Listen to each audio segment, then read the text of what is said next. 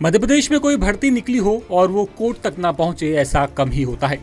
अब जरा इस मामले को ही देख लीजिए। मध्य प्रदेश की माध्यमिक और प्राथमिक शिक्षक भर्ती 2024-25 में संगीत विषय यानी कि म्यूजिक के उन अभ्यर्थियों को बड़ी राहत मिली जिन्हें प्रयाग संगीत समिति इलाहाबाद की डिग्री या फिर डिप्लोमा के आधार पर अपात्र घोषित कर दिया गया था।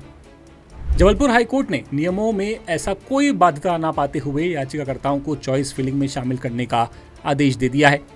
कोर्ट के इस फैसले से 150 से ज्यादा प्रभावित अभ्यर्थियों को राहत मिली है।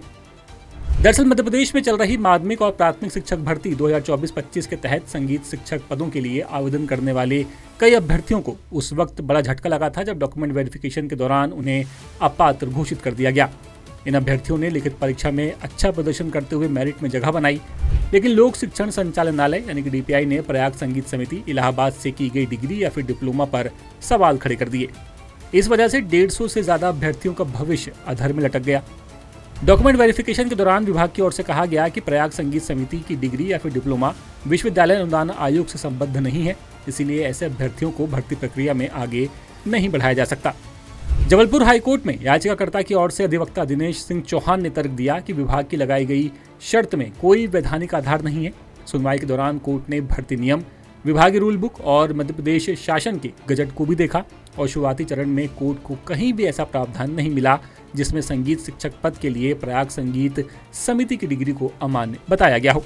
आज 10 लोगों का केस लगा था प्राथमिक और माध्यमिक शिक्षक के, उसमें आज चर्चा हुई जिसमें साफ तौर पर कोर्ट ने जब ये देखा पाया कि ना तो गैजेट में UGC से संबद्धता लिखा हुआ है, ना ही रूल बुक में संबद्धता लिखा हुआ है, और इस प्रकार से चीज़ों को देखते हुए प्राइम फेसी देखते हुए माननीय कोर्ट ने कहा इनको चॉइस फिलिंग में शामिल करिए और इनको आगे की प्रक्रिया में भाग लेने दीजिए। मतलब उनको आपात लिस्ट से हटा करके उनको पात्र मानते हुए आगे की प्रक्रिया में भाग लेकर चाहिए, क्योंकि इसमें हमेशा से देखने में आ रहा है कि मध्य प्रदेश सरकार में जितने बैठे अधिकारी कर्मचारी है नियम कुछ और बना देते हैं और उसके बाद कुछ और चीज़ों की डिमांड करना शुरू कर देते हैं। हालांकि ये राहत फिलहाल उन 10 अभ्यर्थियों को मिली है जिन्होंने कोर्ट में याचिका दायर की थी, लेकिन इस आदेश से दूसरे प्रभावित उम्मीदवारों को भी कानूनी आधार मिला है।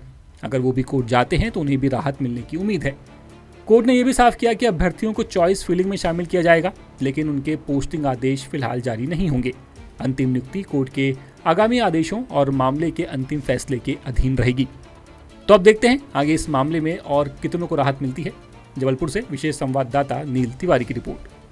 लेटेस्ट, इन्वेस्टिगेटिव और इन डेप्थ खबरें देखने के लिए ज्वाइन कीजिए द सूत्र का व्हाट्सएप चैनल, सब्सक्राइब कीजिए YouTube चैनल, लाइक कीजिए Facebook पेज और पढ़ते रहिए www.dasootra.com।